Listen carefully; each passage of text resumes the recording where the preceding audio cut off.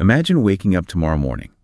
Your house is exactly the same, your street looks the same, but the entire destiny of the continent you're standing on has been completely rewritten. Oh, wow. Right. The political system is just unrecognizable. The cities you know don't exist. And the crazy part is, the only difference between our world and this alternate reality you've just woken up in is a single rock. Just one rock. Just one rock. Today's deep dive is exactly that. We've pulled together a massive stack of sources for this one. We've got historical essays, museum archives, economic analyses. And some truly fascinating counterfactual research, too. Yeah, exactly. Because we are exploring one of history's greatest what-ifs. Like, what if the Australian gold rush of 1851 just simply never happened? Right. How would that entire continent have developed? Exactly. Okay, let's unpack this. Because to really get the sheer scale of this alternate reality, we need a baseline.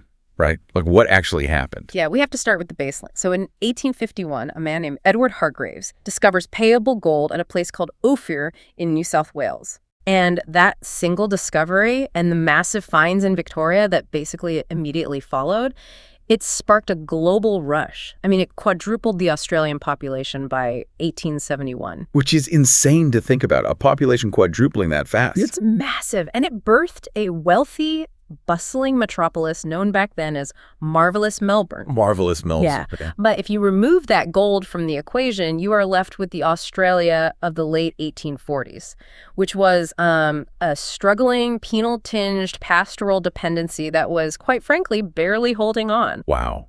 You know, it's wild because we often think of national identity and democracy and economic power as these inevitable evolutions. You look at a modern nation and assume its trajectory was always locked in. Oh, absolutely. People always assume it was meant to be. But this deep dive really reveals how much of our modern world hinges on pure geographical luck. So if there's absolutely no gold in the ground, what exactly is driving the Australian economy in 1850? The answer to that is sheep. Millions and millions of sheep. Yeah. By the late 1840s, the Australian economy was almost entirely predicated on producing fine wool for the rapidly industrializing textile mills of Great Britain and northwestern Europe. Okay, so they're just entirely a wool exporter at this point. Entirely. To give you an idea of the sheer scale here, Right. in 1831, Australia supplied about 8% of British wool imports. Okay. But by 1850, that figure had surged to 53%. Oh, wow. Over half. Yeah, they had effectively displaced Germany as the primary supplier to the entire British Empire. Well, I mean, on paper, that sounds like a massive economic success story. If they are completely dominating the global wool market, why did the sources say they were barely holding on? Like, it seems like they had a monopoly. That's what's so fascinating here, the hidden fragility of that monopoly. An economy based entirely on a single agricultural commodity is a classic volatile pastoral monoculture. Because you're putting all your eggs in one basket. Or all your wool in one basket, I guess. Exactly. You are entirely at the mercy of two forces you literally cannot control. The global market price of wool in London and the weather. Ah, right, the weather in Australia. Yes, and in 1842 and 1843, both of those forces violently turned against the colonies. You had a severe multi-year drought combined with a sudden downturn in British wool prices. Which means total economic crash. A complete collapse. Financial investment dried up. Property values just plummeted. Colonists were, and this is wild, they were literally boiling down their own sheep in massive iron vats just for their fat. Wait, what? Boiling their own sheep? Yeah, for the tallow. Because the fat, which was sold to soap and candle makers, was actually worth more than the wool itself. Oh my gosh, think about the desperation of that for a second. You are destroying your primary wool-producing asset just to scrape together a few pennies from the rendered fat. It really paints an incredibly vivid picture of how desperate things were. It's like, imagine Silicon Valley without the microchip. It just stays a bunch of sleepy fruit orchards, entirely dependent on whether it rains or not. That is a great analogy. That is Australia without gold. Just an endless sheep station, incredibly vulnerable to a single bad season. And without gold, they're basically stuck in the economic minor leagues. I mean, they're hoarding land and sheep, but they are never generating the massive liquid cash needed to build factories or establish independent banks or build modern cities. Right, because in our actual timeline, the gold wealth of the 1850s acted as this massive shock absorber. Yes, exactly. Gold was a miraculous export because its value was totally immune to market shocks, and it was completely independent of climatic conditions like drought. It just provided the immense immediate capital required to shift the trade balance. They didn't have to rely purely on British wool buyers anymore. Which, fundamentally changes the demographics too. Because the gold rush didn't just bring money. Right. It brought a massive tsunami of human beings. It transformed the population almost overnight. In our timeline, the population jumped from around 430,000 in 1851 to 1.7 million in 1871. That is a staggering jump. But without the allure of the new gold mountain, Australia simply could not compete with North America for migrants. I mean, the maritime passage to America was significantly shorter, it was safer, and it was cheaper for Europeans. Oh, that makes sense. Why sail to the other side of the planet if you don't have to? Right. In fact, in 1848, the California gold rush actually started draining Australian men away across the Pacific. Wow, so they were losing people. Yeah, colonial governors were terrified they were facing a permanent demographic decline. So without the magnet of gold, nobody is rushing to move to Australia. The men who are already there are leaving for California, and nobody from Europe wants to endure a grueling 6-month sea voyage just to go shear sheep in the outback. Exactly. Counterfactual projections in the research show that by relying purely on natural birth rates and really slow pastoral expansion, the population might not have reached 1 million until the very late 19th century. That is, to put that in perspective for you listening, imagine your own hometown taking an extra 50 years just to double in size. The urban landscape would be completely unrecognizable today. Unrecognizable. Melbourne grew from a town of 23,000 people to a booming city of over 300,000 in just over a decade, and it funded grand edifices, universities, libraries, all with pure gold wealth. But without it. Without it, Melbourne just remains a secondary, muddy administrative port, and major inland cities like Ballarat and Bendigo simply never materialize at all. Okay, so if the economy is entirely dependent on land and sheep, and you don't have that influx of 1 million gold-seeking migrants to build up a vibrant middle class, who actually holds all the power? That is the big question, and it brings us to the squattocracy. The squattocracy, great word. It is. The squatters were a wealthy pastoral elite who essentially moved their massive flocks of livestock beyond the official legal limits of colonial settlement. So they were just illegally occupying vast tracts of crown land. Exactly. But because they controlled the main economic engine, the wool export, the colonial government was eventually forced to legitimize their land grabs. So they amassed immense wealth and overwhelming sociopolitical power. Precisely. Hence the name. Squatters, who elevated themselves into a quasi-aristocracy. But how do they actually enforce that power?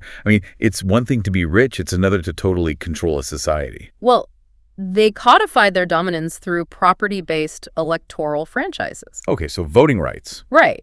The laws were specifically written so that only men who owned significant high-value property could vote or hold political office. Wow. So they effectively locked ordinary colonists like shopkeepers, tradesmen, small-scale farmers completely out of the upper chambers of the colonial legislatures. It was a closed loop of power. The wealthy made the laws that protected the wealthy. But in our actual timeline, we know that power gets violently broken. And it wasn't broken by a brilliant philosopher or a political movement. It was broken by demographic force, right? Yeah, the gold rush flooded the colonies with 1.3 million free, politically active, and often highly educated citizens. Because these were people fleeing the failed European revolutions of 1848, bringing all these radical new ideas about democracy and representation. Exactly. And furthermore, when all the laborers abandoned the coastal farms and cities to go dig for gold, it created a catastrophic labor shortage for the squatters. Oh, basic supply and demand. If the blacksmith or the shepherd can go make a fortune panning for gold, you have to offer them astronomical wages to keep them on your sheep station. Right. The working class suddenly holds all the economic leverage. And they use that leverage. How so? Well, on the gold fields, deep resentment over expensive mandatory mining licenses and heavy-handed police tactics just boiled over. This culminated in the famous Eureka Stockade Rebellion of 1854 in Victoria. Right, the Eureka Stockade. Now, while the miners' rebellion was militarily crushed by British regiments in a matter of minutes, the political fallout was immense. They realized they couldn't just suppress a massive, wealthy, armed population of miners. Exactly. They were forced to concede political power to keep the economy functioning. And this direct chain of events led Australia to adopt the secret ballot in 1856 and universal male suffrage shortly after. Which was decades ahead of many other Western nations. Wait, so let me make sure I'm putting this together correctly. Without the gold rush, Australia doesn't become this egalitarian, high-wage pioneer of democracy. No, it doesn't. Without those million angry, wealthy miners demanding rights, the squatters maintain absolute control. Australia risks turning into something else entirely. In the counterfactual scenario, the squatters faced no democratic pressure whatsoever, but they did still have one massive existential problem to solve: labor. Because convict transportation to New South Wales had officially ended in 1840. Right. The pastoralists desperately needed cheap, compliant labor to maintain their massive, sprawling sheep runs. And without gold to attract free laborers from Europe, they have to find that workforce somewhere else. And they looked immediately to indentured labor. Yeah. Prominent, immensely powerful landowners like William Charles Wentworth actually formed the association to import coolies. Wow. They aggressively lobbied the British government to import large numbers of indentured laborers from India and China, specifically to work the pastoral estates under highly restrictive, multi-year contracts. So without gold, Australia effectively becomes a giant, slow-moving plantation economy. Yes. You have a tiny, incredibly wealthy European elite at the top managing a massive, disenfranchised, non-European indentured labor force at the bottom. With virtually no middle class in between, that is the most historically sound trajectory. That is just wild to think about. It's similar to the societal structures we saw in the British West Indies or the Cape Colony in South Africa. You would have this rigid race and class-based hierarchy. So all the political rights you might take for granted today, payment for members of parliament so that non-wealthy people can afford to serve, the secret ballot you use to vote privately, broad suffrage. All of these would have been delayed by decades, perhaps well into the 1920s or 1930s. There simply wouldn't be a wealthy, organized middle-class population to demand them. That is a staggering shift in national identity, but it leads to a much darker realization based on the source material. Absolutely. If the frontier is expanding slowly under the total control of these pastoral elites, desperately seeking grazing land and cheap labor, what does this creeping expansion mean for the First Nations people whose land is actively being encroached upon? Well, just to keep things objective, based purely on the historical mechanisms described in the text, the records outline two very distinct mechanisms of dispossession. Okay, what's the first one? The actual gold rush caused what researchers call flash urbanization. It was an explosive, chaotic event.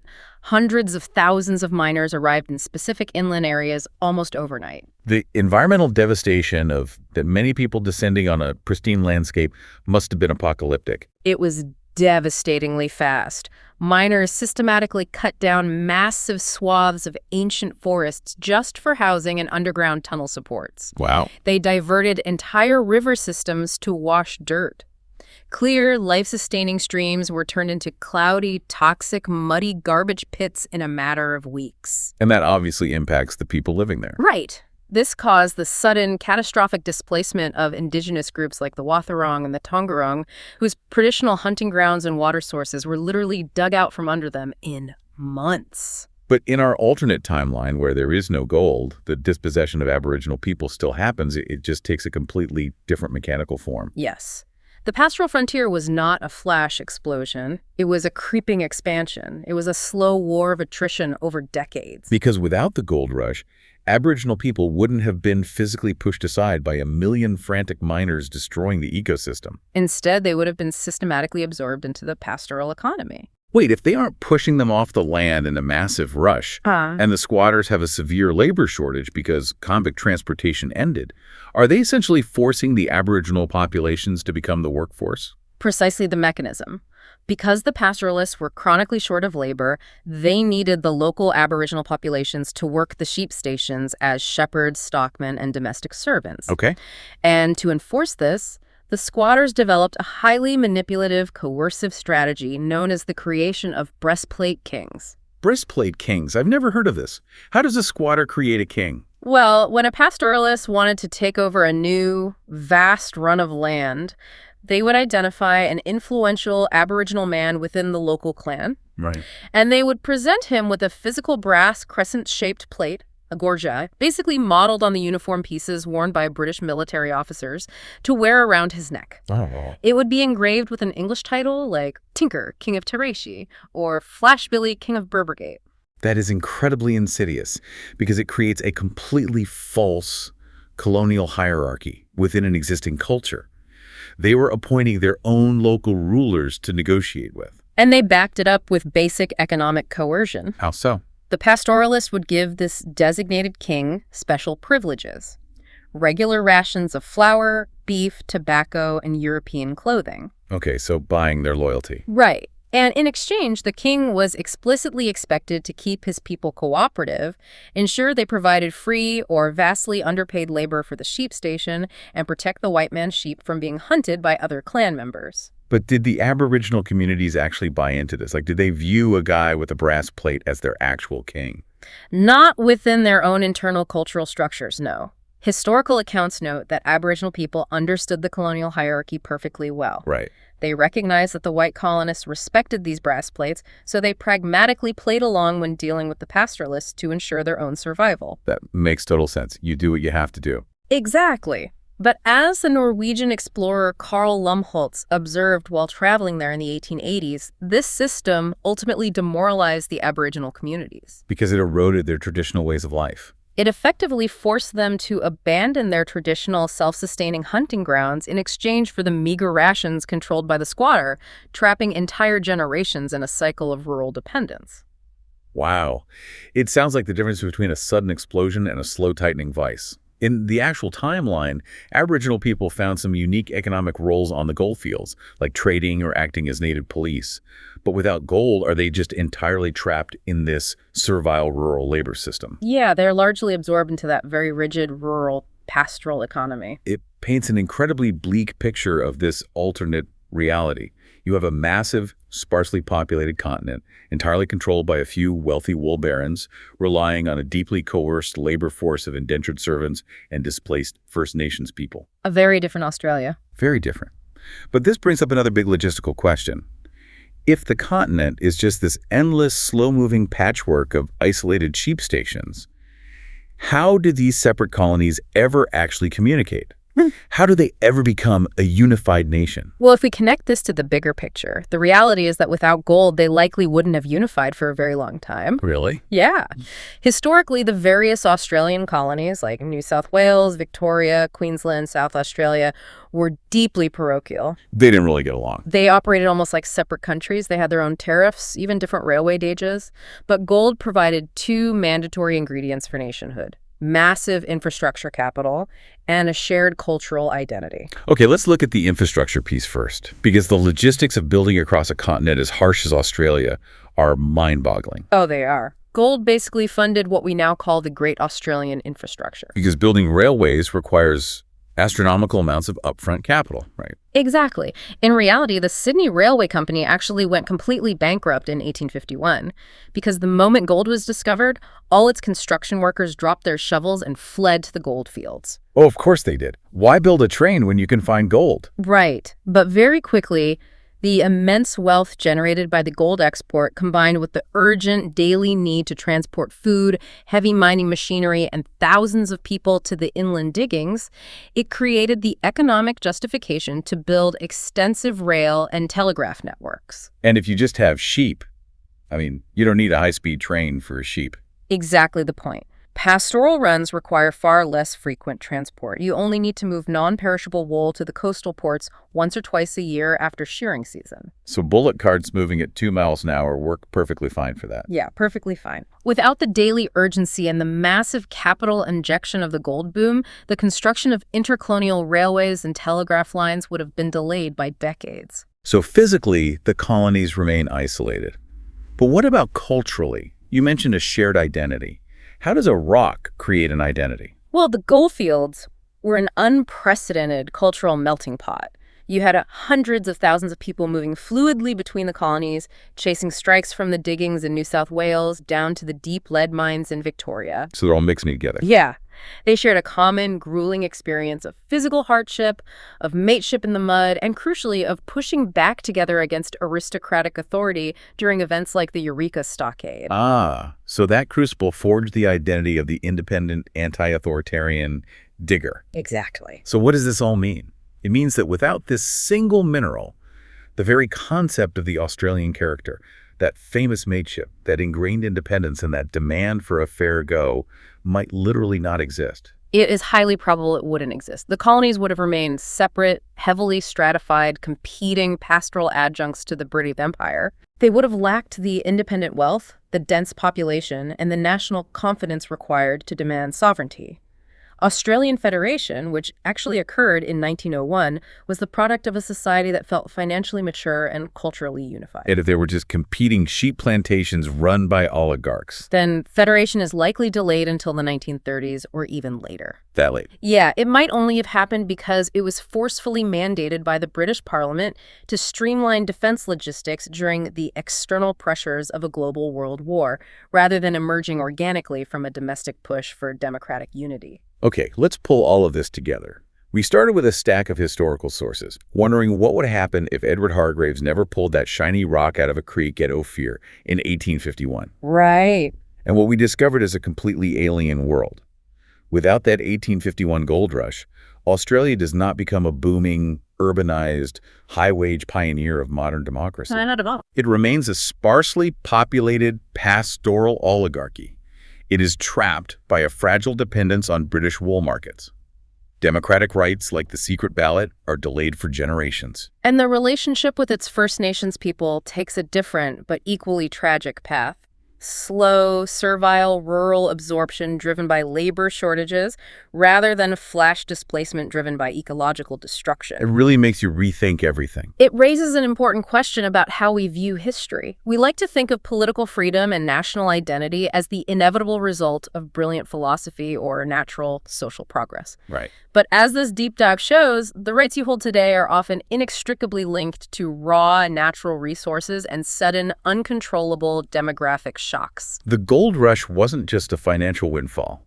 It was the physical engine that broke the power of an entrenched elite, forced political concessions, and literally built a modern state. Okay. It really makes you look at the world around you a little differently. This deep dive shows how a single resource, a shiny yellow rock, forged an entire continent's social fabric, dictated its political hierarchy, and determined who had rights in the 19th century. Yeah, it is wild to think about. So think about the political rights and the social structures you live within today. It makes you wonder what highly sought-after resource right now, whether it's lithium under the salt flats, rare earth metals in the mountains, or even the invisible flow of digital data, is quietly dictating the future social class and political structures of tomorrow right under our noses. That is a great question. We might just be waiting for the next rock to completely change our reality. Thanks for joining us on this deep dive into the paths not taken. Catch you next time.